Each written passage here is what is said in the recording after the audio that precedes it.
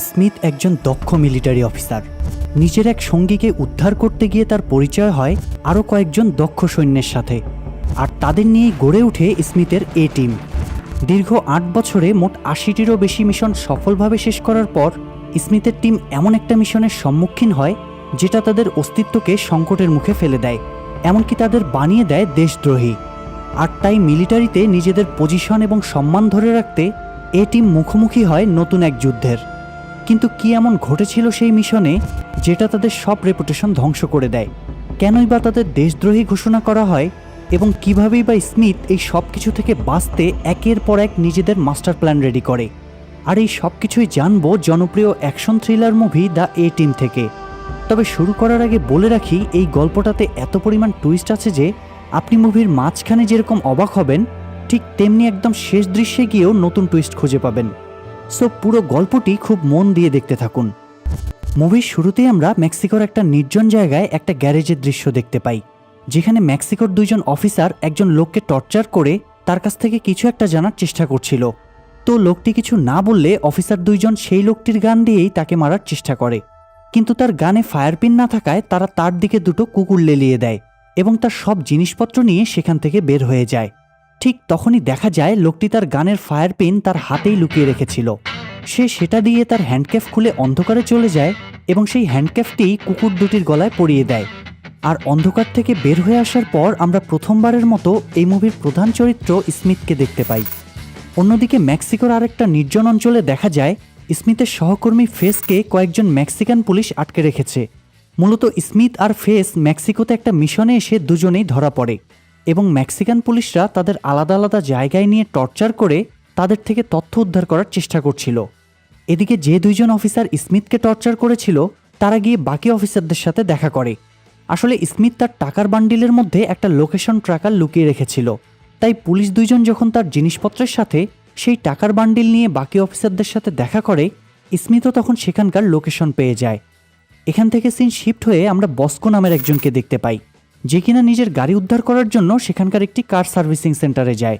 এই সার্ভিসিং সেন্টারের লোকেরা বস্কোর একটা গাড়ি বেশ কিছুদিন ধরে আটকে রেখেছিল। তো তারা বস্কোর কথা মতো গাড়ি ফেরত দিতে না চাইলে বস্কো তাদের মেরে গাড়ি নিয়ে সেখান থেকে বের হয়ে যায়। এদিকে বস্কো যে রাস্তা ধরে গাড়ি চালাচ্ছিল, স্মিথ দৌড়াতে দৌড়াতে সেই রাস্তায় এসেই পৌঁছায়। এরপর সে বস্কোর গাড়ি থামিয়ে তাকে গান পয়েন্টে নিয়ে নেয় এবং ড্রাইভিং সিট ছেড়ে দিতে বলে। কিন্তু বস্কো কথা শুনতে না চাইলে স্মিথ তার হাত ঘেঁষে একটা গুলি করে এবং গাড়িতে উঠে বসে। গাড়িতে উঠে স্মিথ দেখে যে বস্কোর হাতেও তেমন একটা ট্যাটু আছে যেমনটা তার হাতে আছে, আর এই ট্যাটুগুলো মূলত আমেরিকান রেঞ্জার সেনাবাহিনীর চিহ্ন। তো নিজের ডিপার্টমেন্টের আরও একজনকে পেয়ে স্মিথ খুবই খুশি হয় এবং এরপর তারা দুজন মিলেই ফেসকে উদ্ধার করতে রওনা দেয়। অন্যদিকে মেক্সিকান পুলিশরা যখন ফেসের গায়ে পেট্রোল ঢেলে আগুন ধরিয়ে দিচ্ছিল, ঠিক সেই সময় স্মিথ এবং বস্কো সেখানে আসে এবং সবাইকে মেরে ফেসকে সেখান থেকে উদ্ধার করে। তবে ফেস যেহেতু গাড়ির টায়ারের মধ্যে আটকে ছিল, তাই তাকে সরাসরি না নিয়ে টায়ার সহই গড়িয়ে গড়িয়ে পাহাড় থেকে নামানো হয়। যাই হোক, ফেসকে উদ্ধারের পরে তারা তিনজন মিলে মেক্সিকোর একটা হসপিটালে যায়, যেখানে স্মিথ তার পরিচিত এক সৈন্যের সাথে দেখা করে। স্মিথ তাকে বলে যে তুমি বলেছিলে তোমার কাছে একজন দক্ষ হেলিকপ্টার পাইলট আছে, আমেরিকায় ফেরার মিশনে তাকে আমার দরকার। স্মিথ আর সেই সৈন্য যখন কথা বলছিল তখন বস্কো হসপিটালের ভিতরে যায় তার হাতে লাগা গুলির জন্য চিকিৎসা নিতে। তো সেখানে একজন ডাক্তার তার কাটা জায়গা লাইটিং বোল্টের মতো করে সেলাই করে দিতে থাকে। এটা দেখে ফেস একটু অবাক হয়। সে বস্কোকে জিজ্ঞেস করে তুমি ডাক্তারকে লাইটিং বোল্ট আঁকতে বলেছ কিনা। আর ঠিক তখনই একজন নার্স সেখানে আসে এবং বলে যে যে লোকটি বস্কোর হাতে সেলাই করছে সে কোনো ডাক্তার নয়, বরং সে এখানকার একজন পেশেন্ট। নার্সের কথা বলার মাঝখানে সেই লোকটি ফেসের হাতেও আগুন ধরিয়ে দেয়, কারণ ফেসের শরীর থেকে পেট্রোলের গন্ধ আসছিল। তো সেই লোকটির উদ্ভট আচরণে ফেস আর বস্কো যখন প্রচণ্ড রাগ দেখাচ্ছিল, তখনই সেখানে স্মিথ চলে আসে এবং বলে যে এই লোকটি হচ্ছে প্রফেশনাল হেলিকপ্টার পাইলট মারডক এবং সে এখন থেকে তাদের সাথেই কাজ করবে। এর পরপরই স্মিথ সবাইকে রেডি হতে বলে, কারণ মেক্সিকান পুলিশরা অলরেডি তাদেরকে ধরতে রওনা হয়েছে। কিন্তু ফেস আর বস্কো যখন হেলিকপ্টারের সামনে যায় তখন তারা দেখে যে মারডক হেলিকপ্টারের পাখা ধরে ঝুলছে। মারডকের এই অদ্ভুত আচরণ দেখে বস্কো কোনোভাবেই হেলিকপ্টারে উঠতে রাজি হয় না। স্মিথ তখন কোনোভাবে বুঝিয়ে তাকে হেলিকপ্টারে উঠায়, আর হেলিকপ্টার স্টার্ট করা মাত্রই শুরু হয় মারডকের পাগলা ড্রাইভিং। সে উল্টোপাল্টাভাবে হেলিকপ্টার চালাতে চালাতে ছাদ থেকে একটা মেশিন নিয়ে বস্কোর গাড়ির উপর ফেলে দেয় যার ফলে বস্কোর নতুন গাড়ি পুরো আলু ভর্তা হয়ে যায়। তবে এটা করেও মার্ডক শান্ত হয় না। সে মেক্সিকান পুলিশদের গুলি থেকে বাঁচতে গিয়ে এমনভাবে হেলিকপ্টার উড়াতে থাকে যাতে করে বস্কো হেলিকপ্টারের দরজা দিয়ে বাইরে বের হয়ে যায়। ফেস তখন কোনোভাবে তাকে ধরে আবার হেলিকপ্টারের ভিতরে নিয়ে আসে। এদিকে মেক্সিকান পুলিশরা কোনোভাবেই গুলি করা থামাচ্ছিল না, তাই মার্ডক সম্পূর্ণ হেলিকপ্টার অফ করে দিয়ে সোজা নিচের দিকে পড়তে থাকে এবং মাটিতে পড়ার ঠিক আগ মুহূর্তে আবার হেলিকপ্টার স্টার্ট করে অন্যদিকে মুভ নেয়। আর এভাবেই হেলিকপ্টার চালাতে চালাতে তারা কৌশলে আমেরিকার বর্ডারে ঢুকে যায়। এরপর আমেরিকান সেনাবাহিনীর হেল্প নিয়ে এয়ার স্ট্রাইকার দিয়ে মেক্সিকান পুলিশদের হেলিকপ্টারগুলো ধ্বংস করে দেয়। তবে মিশন শেষে বস্কো শপথ করে যে সে আর জীবনেও হেলিকপ্টারে উঠবে না। এখান থেকে সিন শিফট হয় ৮ বছর পরে আমেরিকার বেস ক্যাম্পে। সেখানে স্মিথের টিমকে দেখা যায় যারা গত ৮ বছরে ৮০টিরও বেশি মিশন সফলভাবে সম্পন্ন করেছে। তো বেস ক্যাম্পে সবাই যখন নিজেদের মতো করে সময় কাটাচ্ছিল তখন ফেসের এক্স ওয়াইফ ক্যারিসা সেখানে আসে। সে ফেসের সাথে কথা বলার সময় ফেস তাকে জিজ্ঞেস করে যে সে এখনও আগের মতোই আছে কিনা। উত্তরে ক্যারিসা বলে সে এখন সেনাবাহিনীর ক্যাপ্টেনে পদোন্নতি পেয়েছে, আর সে তাকে সাবধান করতে এসেছে যে স্মিথ এবং তার টিম যেন কোনোভাবেই বাগদাদের নতুন মিশনটাতে না যায়। এটা বলে ক্যারিসা সেখান থেকে চলে যায়। তবে সে নিজেও জানতো যে সে যতই না করুক স্মিথের টিম যে কোনোভাবে এই মিশনে যাবেই, কারণ এই বেস ক্যাম্পে তারাই সবথেকে শক্তিশালী টিম। ক্যারিসা তাই দূর থেকে তাদের উপর নজর রাখতে থাকে। অন্যদিকে লিন্স নামে একজন সিআইএ এজেন্ট স্মিথের সাথে দেখা করে বাগদাদে সেই নতুন মিশনের কথা বলে। লিন্স স্মিথকে বলে যে গত বছর তারা বাগদাদে যে মিশন করেছিল সেখানে তারা একটা জঙ্গি গোষ্ঠীকে আটক করেছিল। সেই জঙ্গিদের কাছে আমেরিকান ডলার ছাপানোর কতগুলো মেশিনের প্লেট ছিল। জঙ্গিদের অনেককে আটক করতে পারলেও বেশ কয়েকজন সেই প্লেটগুলো নিয়ে পালিয়ে যায় এবং নতুন করে বিলিয়ন বিলিয়ন ডলার ছাপানো শুরু করে। যেহেতু এই বেস ক্যাম্পে তোমরা সব থেকে শক্তিশালী টিম, তাই আমি চাইবো তুমি তোমার টিম নিয়ে আবার বাগদাদের মিশনে যাও এবং সেই প্লেটগুলো উদ্ধার করে আনো। লিন্স স্মিথের কথা বুঝতে পেরে তার ঊর্ধ্বতন কর্মকর্তা মরিসনের সাথে দেখা করে। সে মরিসনকে বলে যে আমি জানি বাগদাদের এই মিশনটা যে কেউ করতে চাইবে, কিন্তু আমরা যেহেতু একটা দক্ষ টিম তাই আমরা কোনোরকম খুন খারাপি ছাড়াই প্লেটগুলো সেখান থেকে উদ্ধার করে নিয়ে আসতে পারবো, আর আমাদের কাছে সেই প্লেটগুলো সেফ থাকবে। তাই বাগদাদের এই মিশনটির জন্য আমাদের যাওয়াই ভালো হবে। অন্য কোনো উপায় না থাকায় মরিসন স্মিথের কথায় রাজি হয়। এদিকে পাইক নামের আরও একজন সৈন্য তার দল নিয়ে রেডি হচ্ছিল বাগদাদের মিশনের জন্য, কারণ তাদের বিশ্বাস ছিল যে তারাই বাগদাদের মিশনে যাবে এবং সেই ডলার ছাপানোর প্লেটগুলো উদ্ধার করে আনবে। আসলে ক্যাম্পের সবাই ঠিক কেন সেই মিশনে যেতে চাইছে তা নিয়ে বড়সড় একটা টুইস্ট আছে, যা আমরা একটু পরেই জানতে পারবো। তো মরিসনের থেকে অনুমতি পেয়েই স্মিথ তার টিম নিয়ে প্ল্যানিং শুরু করে। এদিকে ক্যারিসা যেহেতু তাদের উপর নজর রাখছিল তাই স্মিথ বুদ্ধি করেই তাদের মতো দেখতে আরও কয়েকজন লোককে ভাড়া করে এবং ক্যারিসার চোখ ফাঁকি দিয়ে তারা অন্য এক জায়গায় গিয়ে মিটিং করতে থাকে। ক্যারিসা বুঝে ফেলে যে স্মিথের টিমই ফাইনালি বাগদাদের মিশনে যাচ্ছে, তাই সে এই বিষয়ে মরিসনের সাথে কথা বলে। ক্যারিসা মরিসনকে বলে যে সে যদি স্মিথের টিমকে কোনোরকম অর্ডার ছাড়াই বাগদাদে পাঠায় তাহলে সে আর্মিদের রুল ভঙ্গ করবে। কিন্তু মরিসন ক্যারিসার কথায় খুব একটা পাত্তা দেয় না, কারণ ক্যারিসা তো তারই অধীনস্থ অফিসার, তাই সে চাইলেও মরিসনের উপর কোনো কথা বলতে পারবে না। যাই হোক, প্ল্যানিং শেষে এই টিমের সবাই আলাদা আলাদা হয়ে যায় এবং তাদের প্রয়োজনীয় সামগ্রী জোগাড় করে মিশনের জন্য রেডি হয়। স্মিথের এই টিমটি যেহেতু গত ৮ বছর ধরে একসাথে কাজ করে আসছে তাই তারা প্ল্যান মোতাবেক সব কিছু টাইমলি করতে পারে। মিশনের শেষ মুহূর্তে বস্কো জঙ্গিদের সেই টাকা এবং প্লেট ভর্তি ট্রাক নিজেদের কন্ট্রোলে নিয়ে নেয় এবং সেই ট্রাকের কন্টেনারের মধ্যে ঢুকে যায়। আর ফেস এবং স্মিথও বাকিদের মেরে সময় মতো সেই কন্টেনারের উপরে চলে আসে। কিন্তু রাস্তা শেষ হয়ে যাওয়ায় বস্কোকে সহ ট্রাকটি পানিতে পড়ে যায়। আর ঠিক তখনই মার্ডক হেলিকপ্টার নিয়ে সেখানে হাজির হলে স্মিথ এবং ফেস বস্কোকে সহ সেই কন্টেইনার হেলিকপ্টারের সাথে বেঁধে দেয়। এরপর কন্টেইনারটি উড়িয়ে তাদের বেস ক্যাম্পে নিয়ে চলে আসে। এদিকে কন্টেইনারের মধ্যে বস্কো খুবই রেগেছিল, কারণ সে তো জীবনে আর কখনো হেলিকপ্টারে না ওঠার শপথ করেছিল, কিন্তু স্মিথ কৌশলে তাকে হেলিকপ্টারেই উড়িয়ে এনেছে। যাই হোক, বস্কোকে কন্টেইনার থেকে বের করে তারা সবাই যখন খাবারের জন্য রওনা দেয় তখন তারা দেখে যে মরিসন গাড়ি নিয়ে সেদিকেই আসছে, কিন্তু তাদের কাছে আসার আগেই হঠাৎ মরিসনের গাড়ি ব্লাস্ট হয়ে যায়। একই সাথে তাদের আনা সেই কন্টেইনারও ব্লাস্ট হয়ে সব টাকা পুড়ে যায়। স্মিথ বুঝতে পারে না যে কে তাদের উপর অ্যাটাক করলো, সে শুধু হতাশ চোখে চারদিকে দেখতে থাকে। ব্লাস্টের শব্দ শুনে ক্যারিসাও তখন সেখানে চলে আসে। সেও স্মিথের মতো ক্লুলেস অবস্থায় ছিল, কারণ তারও কোনো ধারণা ছিল না যে তাদের বেস ক্যাম্পে কোনো রকম হামলা হতে পারে।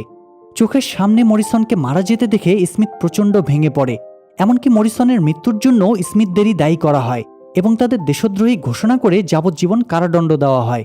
আর ক্যারিসাও যেহেতু তাদের সাথে সেখানে ছিল, তাই তাকেও ডিমোশন দিয়ে ক্যাপ্টেন থেকে লেফটেন্যান্ট বানিয়ে দেওয়া হয়। এরপর এখান থেকে সিন শিফট হয় 6 মাস পরে জার্মানির একটা ফেডারেল জেলে।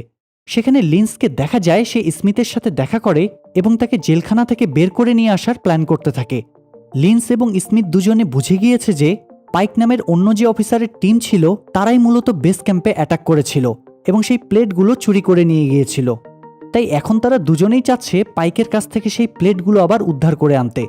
তো প্ল্যান মোতাবেক লিন্স একজন লোক পাঠিয়ে স্মিথের কাছে একটা সিগারেট পাঠায়, যার মধ্যে টেট্রোডোটক্সিন নামের এক ধরনের ড্রাগ ছিল, যেটা খাওয়ার পরে স্মিথ প্রায় মৃত্যুর কাছাকাছি চলে যায়।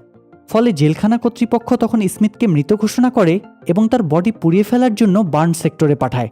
কিন্তু আগুন জ্বালার ঠিক আগ মুহূর্তেই স্মিথের জ্ঞান ফেরে এবং সে সেখান থেকে বের হয়ে আসে। স্মিথকে জীবিত দেখে বার্ন সেক্টরের দায়িত্বে থাকা লোকটি অজ্ঞান হয়ে পড়ে। এদিকে স্মিথের পালিয়ে যাওয়ার খবর পেয়েই ক্যারিসা তার ঊর্ধ্বতন কর্মকর্তাকে বলে যে, আমি জানি স্মিথ তার দল আবার পুনর্গঠন করার চেষ্টা করছে, আমি তাই স্মিথকে খুঁজে বের করার মিশনে যেতে চাই। অনুমতি পেয়েই ক্যারিসা সেই জেলখানায় যায় যেখানে স্মিথ ছিল। সে সেখানকার বিভিন্ন আলামত কালেক্ট করতে থাকে। ক্যারিসা বার্ন সেক্টরে সেই লোকটিকে বলে যে, তুমি কি জানো তোমার অজ্ঞান হওয়ার সুযোগ নিয়ে স্মিথ তোমার গাড়ি এবং সব টাকা পয়সা নিয়ে পালিয়ে গিয়েছে। এটা শুনে সেই লোকটি বোকার মতো তাকিয়ে থাকে।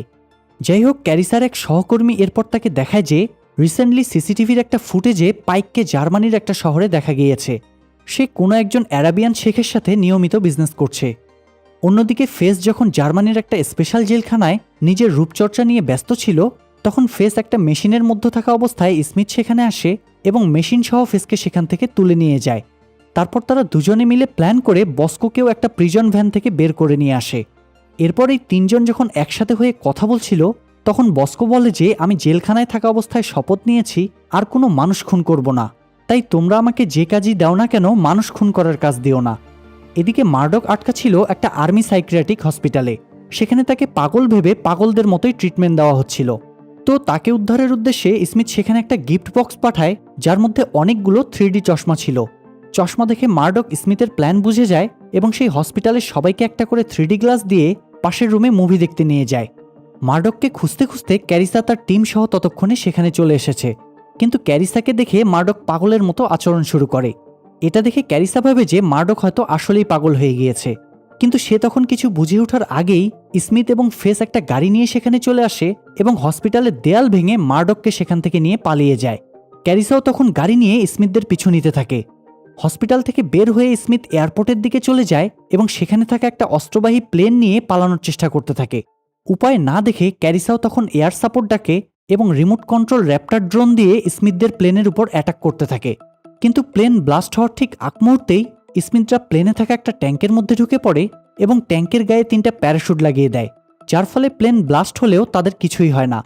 এরপর তারা সেই ট্যাঙ্কের গান দিয়ে ফায়ার করে বাকি র্যাপ্টার ড্রোনগুলো ধ্বংস করতে থাকে। তবে ধ্বংস হয়ে যাওয়া ড্রোনগুলোর মধ্যে একটির ধ্বংসাবশেষ এসে তাদের ট্যাঙ্কের প্যারাশুট নষ্ট করে দেয়, যার ফলে তারা সোজা নিচের দিকে পড়তে থাকে। তখনই স্মিথ খেয়াল করে যে তাদের লোকেশন থেকে 500 মিটার দূরেই একটা লেক আছে। তারা তখন ফিজিক্সের সূত্র ফলো করে লেকের উল্টো দিকে গুলি করতে থাকে, যার ফলে লেকের দিকে তাদের ট্যাঙ্কের একটা মোমেন্টাম ক্রিয়েট হয় এবং তারা লেকের মধ্যে গিয়েই পড়ে। এরপর তারা সেই ট্যাঙ্ক নিয়েই সেখান থেকে উঠে এবং পাইকদের লোকেশনের উদ্দেশ্যে রওনা হয়। অন্যদিকে ক্যারিসা স্মিথদের লোকেশন হারিয়ে লিঞ্চের সাথে কন্ট্যাক্ট করার ট্রাই করে, কিন্তু লিন্স ক্যারিসার সাথে কোনো প্রকার কথাই বলতে চায় না। যাই হোক, সম্পূর্ণ টিম একত্র হওয়ার পর স্মিথ আবার নতুন করে প্ল্যানিং করতে থাকে। তাদের এবারের প্ল্যানিংয়ের লক্ষ্য হলো পাইকদের ধরা এবং তাদের কাছ থেকে সেই ডলার প্রিন্টের প্লেটগুলো নিয়ে গভর্নমেন্টের কাছে জমা দেওয়া। স্মিথ বলে যে পাইক যেই আরব শেখের সাথে ডিল করছে তারা আগামীকাল ট্রেনে করে অন্য একটা লোকেশনে যাবে, আর আমরা এর আগেই তাদের সেখান থেকে আটক করে ফেলব। তাই প্ল্যান অনুযায়ী তারা দুটো দলে ভাগ হয়ে যায়। ফেস জানতো যে পাইকদের খুঁজতে ক্যারিসাও রেল স্টেশনে যাবে, তাই সে আগে থেকেই সেখানে অপেক্ষা করতে থাকে এবং ক্যারিসা সেখানে পৌঁছানো মাত্রই সে ক্যারিসাকে ধরে ফটো সেশন রুমে নিয়ে যায়। এরপর ফেস তাদের পুরনো কিছু কথা বলে ক্যারিসাকে ইমোশনাল ব্ল্যাকমেল করতে থাকে এবং কৌশলে তাকে হ্যান্ডক্যাপ পরিয়ে আটকে রেখে বের হয়ে আসে। তবে ক্যারিসা সেখানে বেশিক্ষণ আটকে থাকে না, সে নিজের কাছে থাকা ক্লিপ দিয়ে তার হ্যান্ডক্যাপ খুলে ফেলে। এদিকে বস্কো, স্মিথ এবং মার্ডক মিলে পাইকদের উপর অ্যাটাক করে এবং তাদের সাথে থাকা সেই আরব শেখকে মার্ডক হেলিকপ্টারে করে উড়িয়ে নিয়ে চলে যায়। স্মিথদের অ্যাটাক করতে দেখে পাইকও তখন ক্ষেপে যায় এবং একটা গান নিয়ে বস্কোর উপর অ্যাটাক করে, কিন্তু সে বস্কোকে মারার আগেই স্মিথ সেখানে এসে পাইককে গাড়ি দিয়ে উড়িয়ে দেয় এবং বস্কোকে নিয়ে সেখান থেকে পালিয়ে যায়। এর পরপরই সেখানে ক্যারিসা চলে আসে এবং পাইককে অ্যারেস্ট করে ফেলে। তবে সে পাইককে বেশিক্ষণ অ্যারেস্ট করে রাখতে পারে না, কারণ লিন্স যেহেতু সিআইএ এজেন্ট, তাই সে নিজের পাওয়ার দেখিয়ে পাইককে ছাড়িয়ে নিয়ে যায়। অন্যদিকে বস্কো, স্মিথ, ফেস এবং মার্ডক যখন জঙ্গলের মধ্যে একটা ওয়্যার হাউসে একত্র হয়, তখন তারা একটা কঠিন সত্যের মুখোমুখি হয়। আর এখানে আমরা মুভির বড়সড় একটা টুইস্ট দেখতে পাই। সেখানে দেখা যায় যে পাইক যে আরব শেখের সাথে ডিল করছিল, সে আর কেউ নয় বরং জেনারেল মরিসন। আসলে মরিসন, লিন্স এবং পাইক এই তিনজন মিলেই প্ল্যান করেছিল সেই ডলার ছাপার প্লেটগুলো চুরি করার। কিন্তু সেই প্লেটগুলো বাগদাদ থেকে উদ্ধার করে আনা যেহেতু সহজ ছিল না, তাই তারা নিজেরাই প্ল্যান করে স্মিথদের সেখানে পাঠায়। এরপর স্মিথরা সেই প্লেটগুলো উদ্ধার করে আনার পর পাইক আর্মি বেস ক্যাম্পে ফেক অ্যাটাক করে এবং প্লেটগুলো নিয়ে সেখান থেকে পালিয়ে যায়। তবে মরিসন, লিন্স এবং পাইকের মধ্যেও পারস্পরিক দ্বন্দ্ব চলছিল। তারা প্রত্যেকেই চাইছিল সেই প্লেটগুলো নিয়ে পালিয়ে যেতে, কারণ এই প্লেটগুলো হচ্ছে আমেরিকান গভর্নমেন্টের অনুমোদিত লিগাল প্লেট। অর্থাৎ যদি কেউ এর মাধ্যমে টাকা ছাপায়, তাহলে সেই টাকাগুলো জাল টাকা হবে না, বরং আসল আমেরিকান ডলার হবে। যাই হোক, মরিসন বেঁচে আছে জেনে সবাই খুব শকড হয়ে যায়। এর কিছুক্ষণ পর স্মিথ লিঞ্চকে কল করে এবং বলে যে, আমার কাছে জেনারেল মরিসন এবং ডলার ছাপার প্লেট দুটোই আছে।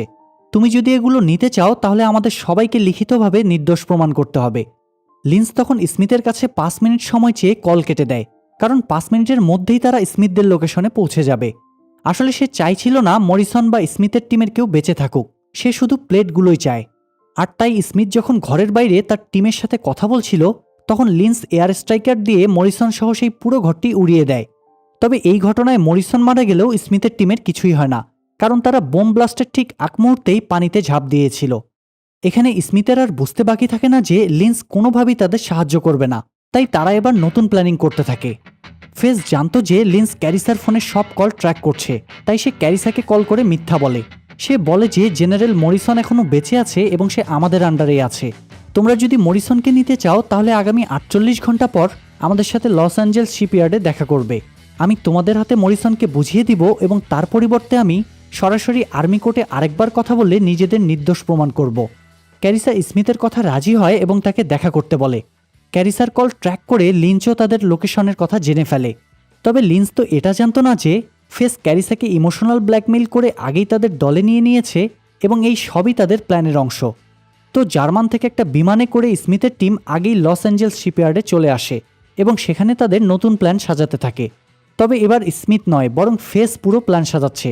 প্ল্যান মোতাবেক তারা মার্ডকের মুখে মাস্ক পরিয়ে তাকে দিয়ে মরিসনের অভিনয় করাতে থাকে। এরপর তারা ক্যারিসাকে কল দিয়ে সেখানে আসতে বলে। স্মিথ জানতো যে লিন্স বাকিদের নিয়ে সেখানে অপেক্ষা করবে, তাই তাদের সামনে মরিসনরূপী মার্ডককে একবার দেখিয়ে আবার কন্টেইনারের আড়ালে চলে যায় এবং ক্যারিসার সাথে এমনভাবে কথা বলতে থাকে যে তাদের ডিল ক্যান্সেল হয়ে গিয়েছে। এরপর লিন্স কিছু বুঝে ওঠার আগেই বস্কো এবং ফেস মিলে সেখানে লাগাতার আতশবাজি ফাটাতে থাকে। আসলে তারা লিন্স সহ বাকি সবাইকে কনফিউজড করে লিন্সদের প্ল্যান নষ্ট করে দিতে চাইছিল। আর এসব কিছু দেখে লিন্স সত্যিই পুরোপুরি কনফিউজড হয়ে গেলেও পাইক বিরক্ত হয়ে একটা রকেট লঞ্চার দিয়ে সেখানে বেশ কয়েকবার ফায়ার করে এবং পুরো শিপইয়ার্ড উড়িয়ে দেয়। যদিও স্মিথের টিম এই ঘটনার জন্য কোনোভাবেই তৈরি ছিল না, তবুও তারা কোনোভাবে নিজেদেরকে সেখান থেকে বাঁচিয়ে নেয়। তবে পাইক গুলি করতে করতে তাদের খুঁজতে থাকে এবং খুঁজতে খুঁজতে এক পর্যায়ে সে ফেসকে পেয়ে যায় এবং গান পয়েন্টে নিয়ে নেয়। কিন্তু তখনই সেখানে বস্কো চলে আসে এবং পাইককে ধরে আন্ডারটেকারের মতো হেডবাট দিয়ে সেখানেই তাকে মেরে ফেলে। যদিও বস্কো কাউকে না মারার শপথ করেছিল, কিন্তু পাইকের কর্মকাণ্ড তার সহ্যের সীমা অতিক্রম করে ফেলেছিল। তো এরপর তাদের প্ল্যানের শেষ অংশ হিসেবে লিন্সকে ডাকতে ডাকতে একটা কন্টেনারের মধ্যে নিয়ে যায় এবং কৌশলে তার মুখ থেকে সব কথা বের করে নেয়। কিন্তু লিন্স যেহেতু মরিসনকে মারতে চেয়েছিল, তাই সে মরিসনরূপী মার্ডককে দেখা মাত্রই তার মাথায় গুলি করে বসে। এরপর সে স্মিথকে মেরে তার কাছ থেকে প্লেটগুলো নিয়ে নেয়। কিন্তু তখনই লিন্স খেয়াল করে যে মার্ডক আবারও উঠে বসেছে এবং কথা বলছে। আসলে এই পুরোটাই ছিল ফেসদের প্ল্যানের অংশ। কন্টেনারের বাইরে বস্কো এবং ফেস ততক্ষণে সবাইকে জড়ো করে ফেলেছে এবং এতক্ষণ ধরে লিন্স যা যা বলেছে তা সবাই শুনেছে। আর মার্ডকের মাথায় গুলি করার পরেও তার কিছুই হয়নি, কারণ তারা আগে থেকেই একটা স্টিলের হেলমেট বানিয়ে মার্ডকের মাথায় পরিয়ে দিয়েছিল। তো লিন্স এবার কিছু বুঝে ওঠার আগেই ক্যারিসা তাকে অ্যারেস্ট করে ফেলে এবং তাকে পুলিশ কাস্টডিতে পাঠানোর ব্যবস্থা করা হয়। আর এখান থেকে সিন শিফট হয়ে দেখা যায় সিআইএ থেকে বেশ কয়েকজন লোক এসে সেই শিপইয়ার্ডের সব কিছু তদন্ত করতে থাকে। তারা স্মিথ এবং তার পুরো টিমকেও গ্রেপ্তার করে।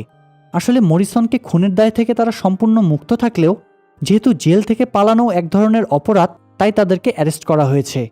তো সিআইএর প্রধান অফিসার যখন স্মিথদের সাথে কথা বলতে আসে তখন স্মিথ কথা বলা শেষে তাকে তার নাম জিজ্ঞেস করে।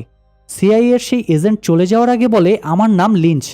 এটা শুনে স্মিথ হাসতে থাকে, কারণ সে আগেই বুঝেছিল লিঞ্চ নামে যে লোকটা প্ল্যান করে তাদের ফাঁসিয়েছে সেটা তার আসল নাম নয়, বরং সে সিআইএর এই ঊর্ধ্বতন কর্মকর্তার নাম ব্যবহার করেছে। যাই হোক, স্মিথদেরকে প্রিজন ভ্যানে তোলার আগে ক্যারিসা এসে ফেসের সাথে দেখা করে এবং তাকে বিদায় বলে লম্বা একটা কিস করে সেখান থেকে চলে যায়। প্রিজন ভ্যানে বসে মার্ডক যখন আফসোস করছিল যে তারা এত সুন্দর প্ল্যান বানিয়ে জেল থেকে পালানোর পরও আবারও তাদের জেলেই যেতে হচ্ছে, তখন ফেস তাকে বলে যে আমরা আর জেলে যাচ্ছি না, বরং এখান থেকে পালিয়ে যাচ্ছি। এই বলে সে তার মুখ থেকে একটা ক্লিপ বের করে। আসলে ক্যারিসা যখন তাকে কিস করেছে তখন তার মুখের মধ্যে এই ক্লিপটা সে দিয়ে দিয়েছে, তাই তারা এখন এই ক্লিপের মাধ্যমে তাদের হ্যান্ডক্যাফ খুলে খুব সহজেই পালাতে পারে এবং আবারও এই এ টিম নতুন কোনো মিশনে যেতে পারে। আর এই দৃশ্যের মধ্য দিয়েই টুইস্টে ভরপুর এই মুভিটি এখানেই শেষ হয়। মুভিটি ভালো লাগলে লাইক দিন এবং কমেন্ট করুন। আর সেই সাথে আজকে যারা আমাদের চ্যানেলের প্রথম কোনো ভিডিও দেখছেন তারা চ্যানেলটি সাবস্ক্রাইব করে বেল বাটনটি অল প্রেস করে রাখুন।